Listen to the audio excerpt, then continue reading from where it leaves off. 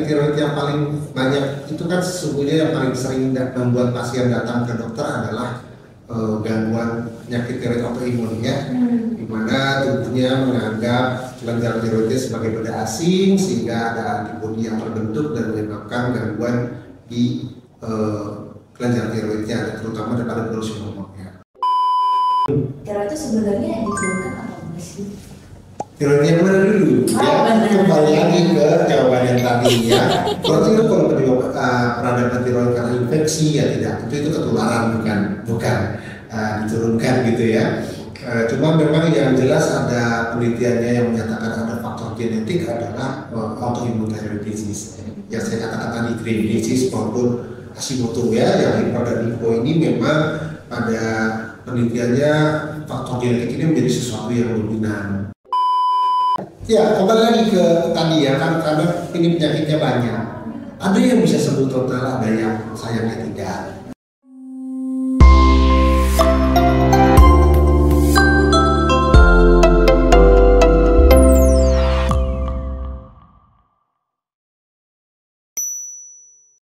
Halo Sobat RSPP, kembali lagi ke segmen Infus, informasi seputar kesehatan Rumah Sakit Pusat Pertamina. Hari ini perkenalkan dulu saya dengan Trinity, host untuk Infus kali ini. Kita akan membahas tentang tiroid ini, isu-isu kesehatan yang lagi in banget saat ini. Sudah hadir bersama kita dokter yang sangat baru dan sangat jago dalam bidangnya, Dr. Andi, spesialis penyakit dalam, konsultan endokrin metabologi diabetes. Selamat datang dokter. Beri sabar dulu dokter, Sobat RSPP. Halo Sobat RSPP. Baik, dokter izinnya dok, kita langsung membahas tentang tiroid nih dok. Ya, gimana? Mungkin kita bahas dulu kira-kira tiroid ini sebenarnya apa sih dok? Dia hormon apa dan apakah dia itu manfaatnya untuk kita tuh apa gitu? Ya, jadi ini yang perlu diluruskan ya, masalah tiroid ini.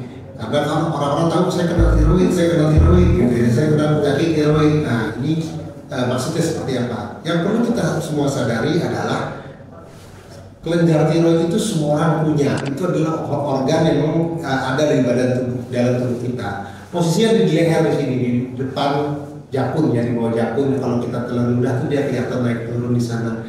Nah, dia itu mau fungsinya memproduksi hormon tiroid. Nah, hormon tiroid ini fungsi utamanya adalah mengatur laju metabolisme kita, baik itu metabolisme lemak, metabolisme energi, dan lain-lain. Oke, berarti fungsinya untuk metabolisme tubuh kita ya? Iya, betul. Oke, jadi sebenarnya kalau misalnya orang yang bilang ada gangguan tuh kena tiroid nih, jadi sebenarnya tuh apa sih dok gangguan yang bisa terjadi sebenarnya? Ya, nah ini menyambung jawaban yang tadi ya. Jadi kan kalau kita bilang ada penyakit tiroid, nah itu sebenarnya hampir mirip sama ada sakit di jempol gitu ya teman-teman. Jadi jempol ini bisa ada bisulnya, bisa cantengan, bisa kejepit pintu misalkan gitu ya. Nah itu ini juga seperti itu. Penyakit tiroid itu macam-macam gitu ya. Penyakit pada kelenjar tiroid dan manifestasi bisa macam-macam.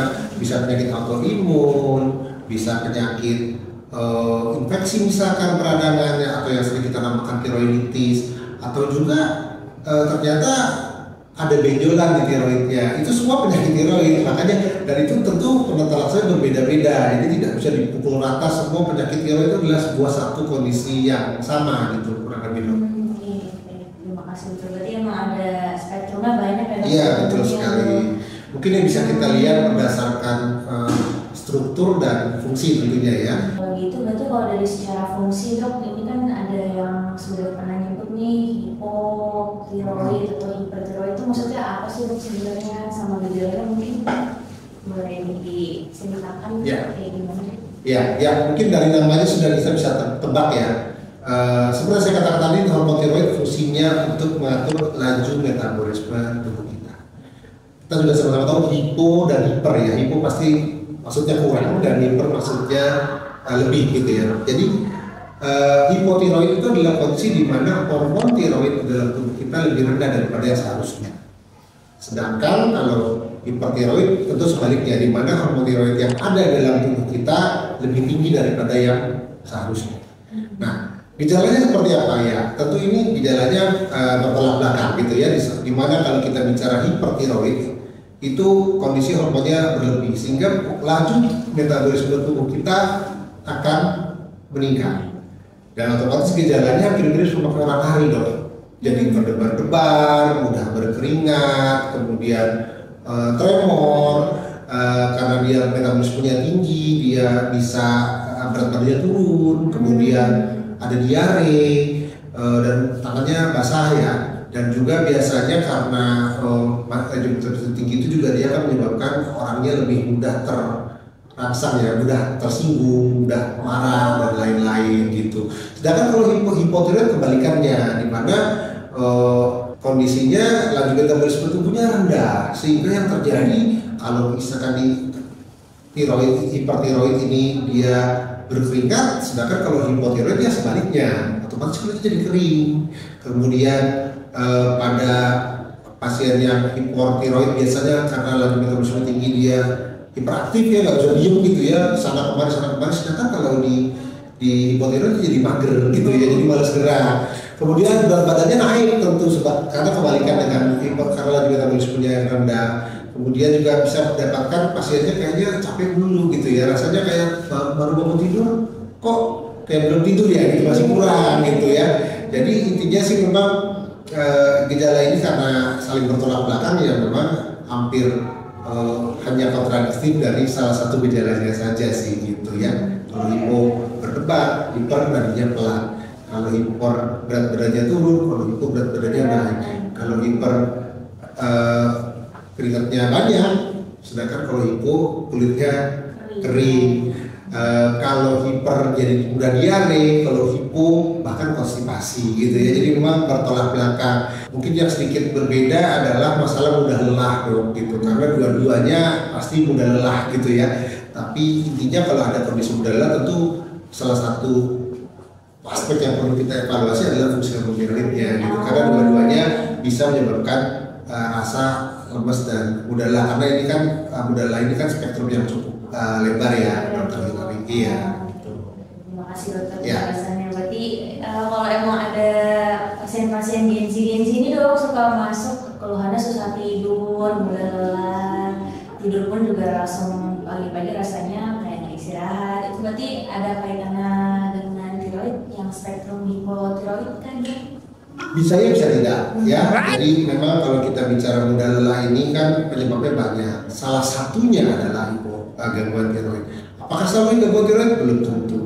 Karena ada masalah yang lain seperti defisiensi vitamin D misalkan, atau bahkan anxiety ya. Dan tentu yang perlu diperhatikan adalah hormon tiroid jangan lupa dipilih juga sebagai salah satu tools yang perlu kita screening gitu. Tapi bukan berarti pasti disebabkan oleh kondisi tersebut. Baik, terima kasih dokter penjelasannya tentang hipo dan hipertiroid. Mungkin boleh dokter izin dielaborasi lebih lanjut tentang tadi function dan structure pada pasien tiroid dengan spektrum yang tadi dok. Ya, baik. Ya, jadi seperti saya katakan sebelumnya, memang untuk evaluasi klinik tiroid kita butuh setidaknya dua hal gitu. Yang pertama ya, yang satu strukturnya seperti apa, yang kedua produksi hormonnya seperti apa gitu ya. Karena hal ini bisa terjadi berbarengan, bisa juga berdiri sendiri-sendiri gitu. Penyakit tiroid yang paling banyak itu kan sesungguhnya yang paling sering membuat pasien datang ke dokter adalah gangguan penyakit tiroid autoimun ya, di mana tubuhnya menganggap kelenjar tiroidnya sebagai benda asing sehingga ada antibodi yang terbentuk dan menyebabkan gangguan di kelenjar tiroidnya, terutama pada produksi hormonnya. Nah, pada kondisi tersebut, kalau antibodinya ada yang tipenya menstimulasi kelenjar tiroid, dia akan menjadi hipertiroid. Dan itu mungkin sobat sering dengar namanya Graves' disease ya. Sedangkan kalau antibodinya yang sifatnya menghancurkan kelenjar tiroid, yaitu kondisi yang terjadi otomatis fungsi produksi hormon tiroidnya secara lanjut di belakang akan menurun, dan kondisi itu akan menjadi hipotiroid gitu ya. Nah, jadi kondisi yang memang salah satu penyebab utama paling banyak masalah baik itu hiper maupun hipotiroid. Nah, Gejala itu biasanya akan disertai, walaupun tidak selalu, salah satunya adalah pembesaran kelenjar tiroid.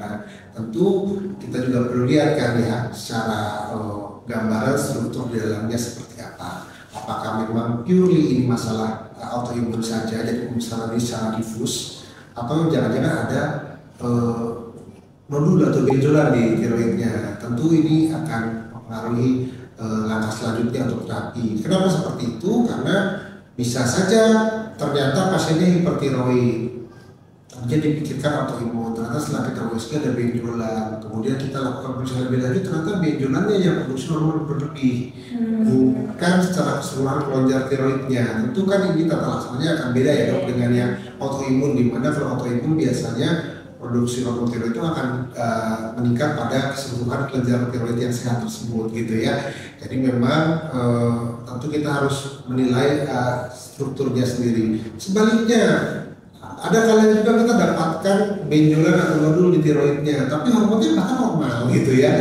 Nah, makanya itu ya bisa, itu yang paling lebih sering malah terjadi. Ya itu yang perlu kita evaluasi.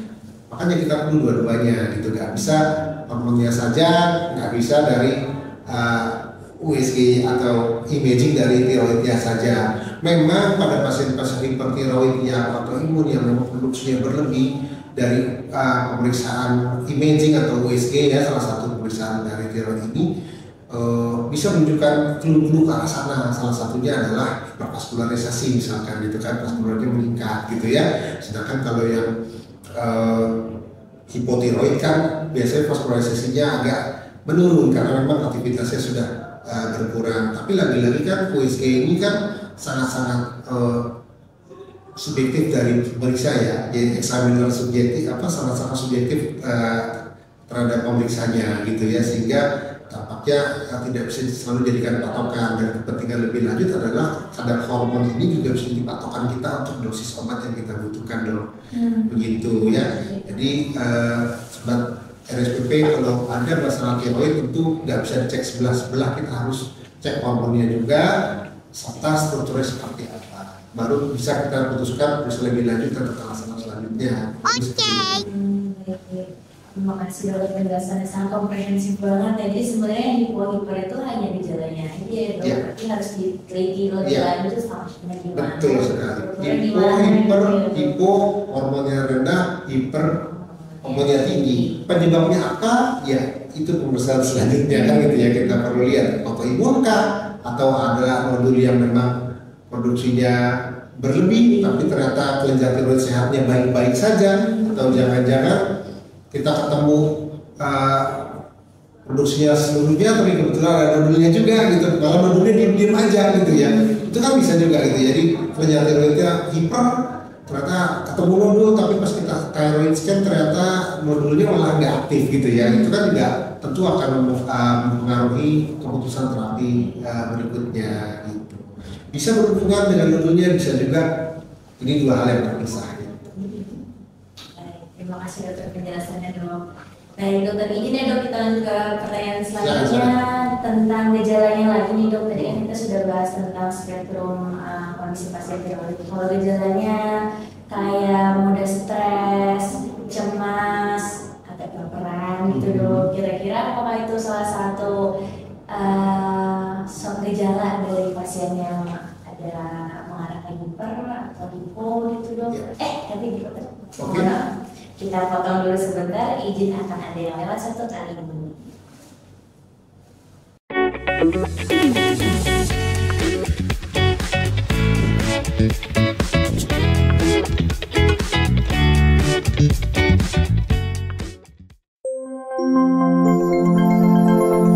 Infus, informasi seputar kesehatan. Hai sobat RSPP, kembali lagi di Infus, informasi seputar kesehatan pasca Pertamina. Kita lanjutkan pertanyaan tadi ya dok ya, izin dok, gimana dok kira-kira jawabannya untuk yang stres tadi dok? Ya, jadi ini bisa ada dua sisi ya gitu. Jadi memang kita sama-sama tahu hipertiroid itu gejalanya salah satunya adalah beraktivitas yang saya katakan tadi gitu ya. Tentu kalau ada kondisi tersebut, salah satunya anxiety juga perlu menjadi apakah perlu kita evaluasi hormon tiroid, karena kita khawatir jangan-jangan ini hipertiroid gitu ya, apalagi kalau disertai dengan gejala yang lain gitu ya. Tentu anamnesis sama pemeriksaan fisik tetap menjadi panduan utama, tapi kan kalau teman-teman belum ke dokter kan tentu apa yang dirasakan dulu ya. Jadi kalau ada kondisi yang saya seperti itu ya mungkin bisa dilihat-lihat tuh gejala-gejala hipertiroid yang tadi saya katakan. Kalau memang itu ada, mungkin kita perlu setidaknya memastikan itu sesuatu yang memang hanya berhubungan dengan psikis saja atau memang ada gangguan pada fungsi tiroid atau hipertiroid. Tapi pada sebaliknya pada pasien-pasien hipotiroid itu sendiri juga memiliki efek ke arah itu gitu ya. Seringkali pada pasien-pasien hipotiroid itu karena dia relatif agak slow gitu ya, karena dia hipo, kalau dia minta mengikuti ritme teman-teman yang lain yang mungkin itu kadang-kala juga bisa menyebabkan anxiety dan stres. Bahkan penelitian sudah menyatakan pada pasien-pasien hipotiroid yang memang sudah rutin mengkonsumsi hormon tiroid, respect of hormon yang normal pun anxiety dan stres ini kadang-kadang memang tasnya lebih tinggi dibandingkan pasien-pasien yang tidak hipotiroid. Iya, gitu. Jadi bisa terkait penyebabnya, bisa juga terkait dengan terapinya yang tadi gitu. Nanti kalau ada keluhan yang merasa nyaman, anxietas mungkin dan gejala-gejala tadi bisa langsung ke RSPP atau ke dokter Andi ya guys. Sebagai salah satu upaya, karena lagi-lagi tidak selalu, cuma seringkali kalau kita miss kan sayang sesuatu yang bisa kita tangani malah miss gitu kan ya, itu tentu perlu diperhatikan juga. Kira-kira dok, untuk menyambung pertanyaan tadi, untuk mengakses lebih lanjut dok, selain dicek lab si dia kadar rendah atau hipo, tinggi hiper, untuk modality structure itu dok, tadi imagingnya kira-kira pilihan apa sih dok? USG, CT scan atau apa? Ya, baik. Jadi emang agak unik ini ya, kalau mungkin teman-teman merasa kalau organ lain tampaknya misalnya gold standarnya adalah yang advance ya, kayak MRI, CT scan gitu ya. Tapi kalau untuk tiroid sesungguhnya gold standarnya adalah USG dokter. Ya, karena seperti saya katakan tadi dia organ yang kecil gitu ya. Kalau kita CT leher tentu banyak organ lain yang terlihat juga. Kemudian kita juga bisa mengevaluasi vaskularisasinya gitu ya. Dan bahkan kalau kita bicara nodul tiroid, pendular, stratifikasi risiko dari nodul tersebut juga berdasarkan USG gitu ya, jadi tidak berdasarkan CT scan atau MRI dalam konteks penentuan stratifikasi risiko nodul.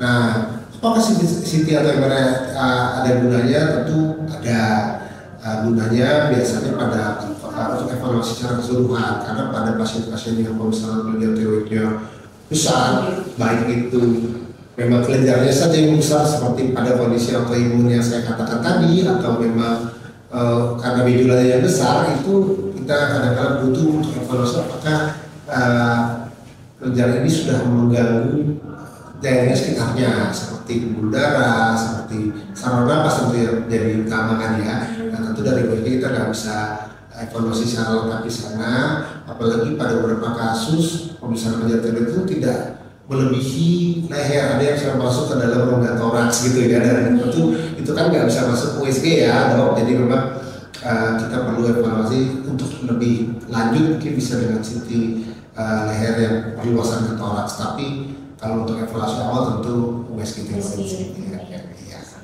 Berarti lab juga USG ya.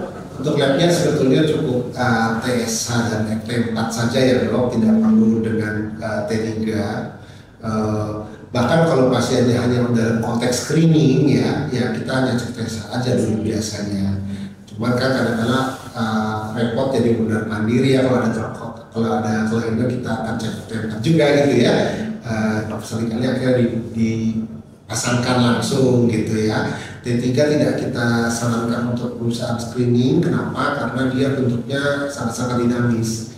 Karena yang mayoritas bersirkulasi di dalam darah adalah T4 gitu ya. T3 adalah bentuk aktifnya. Kalau dibutuhkan dia baru pindah ke T3. Jadi dia posisinya labil. Jadi memang kita tidak menyarankan pemeriksaan T3 karena seringkali T3-nya tinggi, mungkin ya bisa terfoto, tercapture di saat memang banyak perubahan ke T3-nya gitu ya. Tapi itu kan hanya berlaku sementara, dia akan kembali menurun, atau kebalikannya T3-nya rendah gitu ya, dengan T4 dan T1 yang dalam batas normal itu kan tidak bermakna secara klinis ya kalau gitu. Terima kasih dokter, penjelasan jelas banget, tiba-tiba dispesifikkan apa yang dibutuhkan dan juga EKG. Iya. Dokter izin untuk pertanyaan selanjutnya. Iya, silakan. Ini kan tadi gejala modalitas lab dan imaging. Kira-kira kalau untuk ditanya-tanya dengan keluarga, kira itu sebenarnya diturunkan atau enggak sih? Tiroid yang mana dulu? Kembali lagi ke jawaban yang tadi ya. Berarti itu kalau peradaban tiroid karena infeksi ya tidak, itu ketularan bukan diturunkan gitu ya. Cuma memang yang jelas ada penelitiannya yang menyatakan ada faktor genetik adalah autoimmune thyroid disease. Yang saya katakan tadi Graves' disease maupun Hashimoto ya, yang hiper dan hipo ini memang pada penelitiannya faktor genetik ini menjadi sesuatu yang dominan. Penelitiannya sudah menyatakan banyak gen-gen yang memang diturunkan terkait autoimunitas dari tiroid ini gitu ya. Nah, kalau untuk yang benjolan ini belum jelas sih sebenarnya apakah mayoritas itu berhubungan dengan diturunkan itu. Memang ada beberapa kondisi benjolan tiroid yang diturunkan, namun tampaknya mekanismenya tidak direct, tidak seperti kondisi autoimun tersebut gitu ya. Memang itu banyak diturunkan ya. Berarti specifically tiroid yang akan autoimun dan Jadi sobat RSPP walaupun diturunkan bukan berarti pasti ya. Jadi kalau orang tuanya ada hipertiroid, apakah anaknya pasti?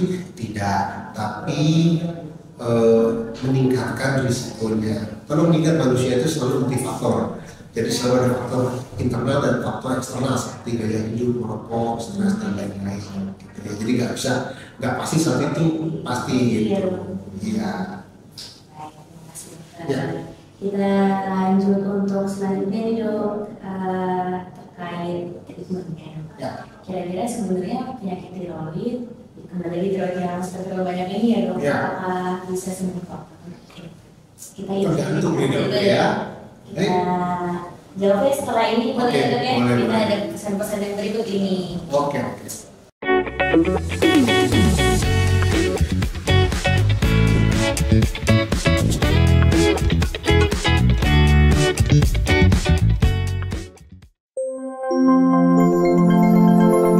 Infus, informasi seputar kesehatan. Hai Sobat RSPP, kembali lagi ke Infus, informasi seputar kesehatan Rumah Sakit Pertamina. Kita lanjut ya dok, pertanyaan yang penting banget nih dok. Kira-kira bisa sembuh nggak dok? Ya, maksudnya pertanyaan berikut sih dok. Iya dok, ini pertanyaannya yang dia. Kita ngomongin aja bagaimana? Iya. Oke. Ya, kembali lagi ke tadi ya, kan karena ini penyakitnya banyak. Ada yang bisa sembuh total, ada yang sayangnya tidak. Ada yang bisa lepas obat, tapi ada kemungkinan kembali kabur di belakang. Ada yang seharusnya tampaknya harus menggunakan obat. Ada yang tidak menggunakan obat, tapi harus mengganti hormon yang mungkin dosisnya sudah berkurang. Tolong bedakan antara pengobatan dengan hormon. Ya, karena hormon bukan obat. Gitu ya. Ya, jadi kalau pada pasien-pasien masalah tiroidnya akibat tiroiditis karena virus misalkan, akut tiroiditis, akut tiroiditis atau biasa bahasa kerennya itu udah warfang tiroiditis ya, itu harusnya bisa kembali normal gitu ya. Tapi pada kondisi autoimun seperti Graves' disease itu memang untuk kembali pulih total tanpa obat bisa, tapi ada kemungkinan dia muncul kembali atau relapse gitu ya. Makanya kita sebutkan bukan sembuh tapi remisi gitu ya. Makanya kalau menggunakan obat kan targetnya adalah remisi, bisa diusahakan ke sana tapi tidak selalu berhasil pada semua pasien gitu ya. Kalau itu tidak berhasil tentu kita akan berlanjut ke opsi berikutnya, apakah obat seumur hidup atau kita butuh terapi definit seperti ablasi nuklir atau bahkan bila dibutuhkan operasi. Tapi pun ablasi nuklir itu juga tujuannya bukan mengembalikan hormonnya normal, tapi malah setelah ablasi dia jadi hipotiroid gitu kan ya. Jadi memang tetap akan minum hormon ya. Sedangkan kalau pada pasien hipotiroid yang menetap seperti autoimun seperti yang Hashimoto itu ya tentu karena efeknya sudah berjalan, kemampuan produksi sudah menurun, ya dia akan, kita harus minta impor terus hormon tiroidnya. Ya logikanya seperti pabriknya sudah tutup, ya hormon masih butuh selama kita hidup kan, otomatis kita impor gitu ya. Jadi harus minum hormon tiroid setiap hari lebih sampai sepanjang hidupnya kalau memang itu kondisi autoimun gitu ya. Nah, kalau nodul ini agak berbeda nih dong, gitu ya. Kalau nodul ya tentu kita harus pastikan dulu ini stratifikasi risikonya seperti apa, apakah ke arah jinak atau ke arah ganas gitu ya. Ya kalau ke arah jinak mungkin kita observasi saja kan, selama tidak ganggu kita nggak apa-apain kan gitu ya. Dan kalau arahnya ke ganas itu kita biopsi dulu ya, memastikan ini iya atau tidak, karena untuk tiroid seringkali kita tidak langsung operasi dok gitu karena dia produksi hormon ini gitu ya. Jangan sampai kita tindakan operasi kemudian hormonnya berkurang sehingga harus konsumsi hormon seterusnya, tapi untuk sesuatu yang jinak misalkan gitu ya, itu kan tidak worth it ya. Jadi apakah bisa sembuh total tergantung penyebabnya. Ada yang bisa sembuh total, ada yang bisa lepas obat, tapi ada chance ke depannya akan kambuh. Nggak ada yang tahu karena error di dalam ya kalau autoimun. Ada juga yang memang tampaknya harus sudah mengkonsumsi baik itu obat ataupun hormon selama hidupnya.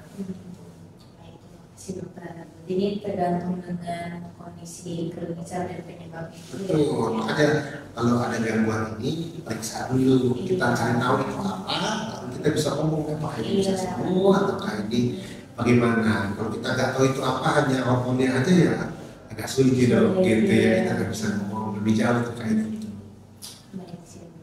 Kemudian kalau menyambung pertanyaan sebelumnya juga, kan tadi kita sudah sempat bahas tentang diteruskan atau tidak. Kira-kira kalau gender gimana nih dok? Cewek, cowok, apakah ada resiko lebih tinggi kah pada cewek?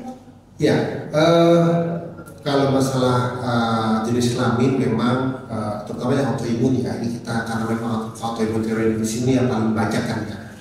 Memang lebih banyak pada perempuan dong gitu ya, seperti kondisi autoimun yang lain. Kita sama-sama tahu rheumatoid arthritis, lupus, semua itu kan memang risikonya lebih banyak pada perempuan ya. Kalau untuk autoimun tiroid di sini sekitar 3 sampai 4 kali lebih tinggi chance terkena perempuan dibandingkan laki-laki.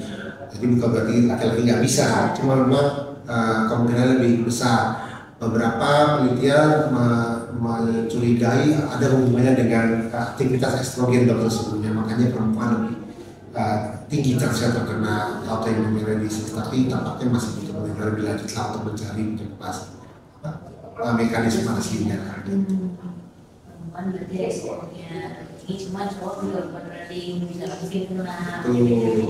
Dan mungkin sedikit tambahan, kalau pasien yang sudah mengalami kondisi autoimun lain, tentu chance terkena kondisi autoimun di tempat yang lain akan lebih tinggi. Jadi biasanya kami juga untuk evaluasi pada pasien-pasien yang sudah punya penyakit autoimun lain dari bulan tiroid, kita langsung direct untuk evaluasi autoimunitas tiroidnya juga, karena chance memang lebih tinggi dibandingkan pasien-pasien yang nggak punya masalah autoimun tempat yang lain gitu.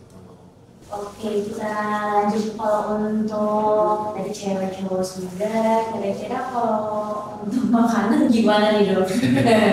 Iya, makanan ya. Kira-kira apakah berpengaruh dok diet terhadap fungsi pada tiroid? Ada yang bilang katanya kalau banyak minum pemkan seafood, salmon itu dok. Kamu suka salmon ya? Iya, tadi protes gitu ya. Langsung cemas kan? Iya. Baik, jadi gini. Ini juga lagi-lagi harus dibagi nih yang masalah hormonal atau nodul ya, karena berbeda. Untuk kondisi hipertiroid yang belum terkontrol, memang kita setidaknya harus makan membatasi asupan yodium tersebut. Kenapa? Karena hormon tiroid itu komponen utamanya adalah yodium. Jadi kalau pasiennya hipertiroid kemudian berlebih, tentu yodiumnya akan butuh banyak. Di saat kita makan makanan yang tinggi yodium, itu kalau belum minum obat dan belum terkontrol itu bisa memperberat kondisinya. Salah satunya adalah salmon, yang memang salmon adalah salah satu sumber yodium yang baik dong, gitu ya. Ya, tapi kalau dia sudah dikontrol obatnya, sudah terkontrol hormonnya dengan obat misalkan, ya tentu seharusnya tidak berhubungan secara langsung dengan usia karena sudah dikontrol dengan obat-obatan, gitu ya. Apakah makan ini menyebabkan kondisi autoimunitas? Saat ini belum ada data yang menyatakan ke arah sana, gitu ya. Kalau memang sudah ada, mungkin itu perlu diperhatikan. Kemudian terkait pembesaran kelenjar tiroidnya, baik itu karena nodul atau karena kondisi autoimun tersebut akhirnya membesar, ya tentu juga harus lihat. Mungkin teman-teman bisa searching juga yang namanya goitrogenic food, ya, goitrogenic food. Nanti mungkin ada tulisannya di atas ya, supaya lebih mudah mencarinya. Salah satunya kayak cauliflower ya, apa sih bahasa Indonesia, kembang kol ya, iya, kembang kol, kemudian kol, kubis, lobak ya, kemudian kacang kedelai yang dalam jumlah yang banyak memang bisa berpotensi meningkat besar, walaupun tidak secepat itu ya, tapi berpotensi memperbesar kelenjar tiroid yang ada. Seperti itu sih dok untuk makanan. Tapi apakah makanan tersebut yang menyebabkan penyakit tiroid? Tampaknya saat ini belum ada data yang strong ya, evidence yang sangat besar. Langsung dikatakan mitosnya ya. Jadi penting banget nih. Kayak yodium ya. Betul. Dan salmon sendiri juga tidak goitrogenic food sih dok. Jadi memang dia hanya kayak yodium saja gitu ya. Jadi nggak usah khawatir, harusnya dokter atau teman-teman mau makan salmon dia yang punya masalah tiroid dalam konteks hormonnya sudah terkontrol. Mungkin terakhir dok, kalau untuk kita bahas tentang tiroidnya, workup dan dosisnya, kira-kira mau kita step back lagi dok, apakah ada kemungkinan kita untuk mencegah nih dok, supaya tidak terkena penyakit tiroid ini, apakah memungkinkan? Ya, jadi memang seperti saya katakan tadi, masalah tiroid ini terutama autoimmune thyroiditis ini selalu ada faktor internal dan eksternal gitu ya.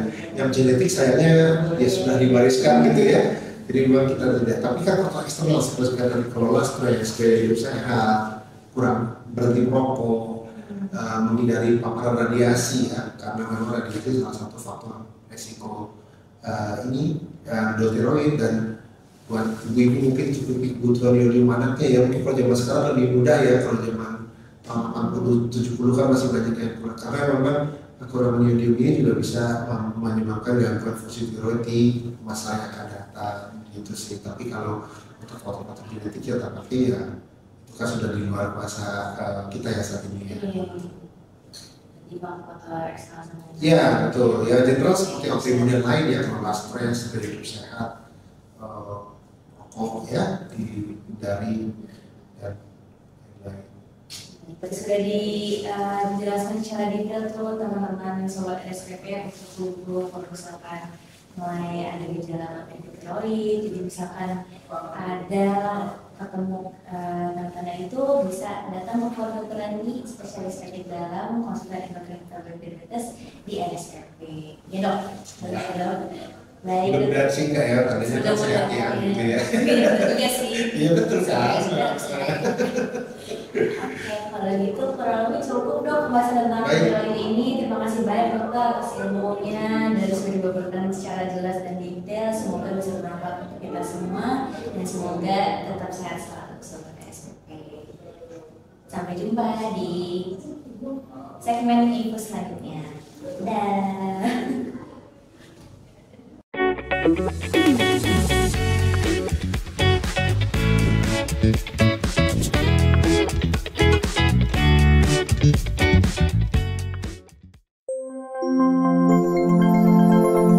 Infus, informasi seputar kesehatan.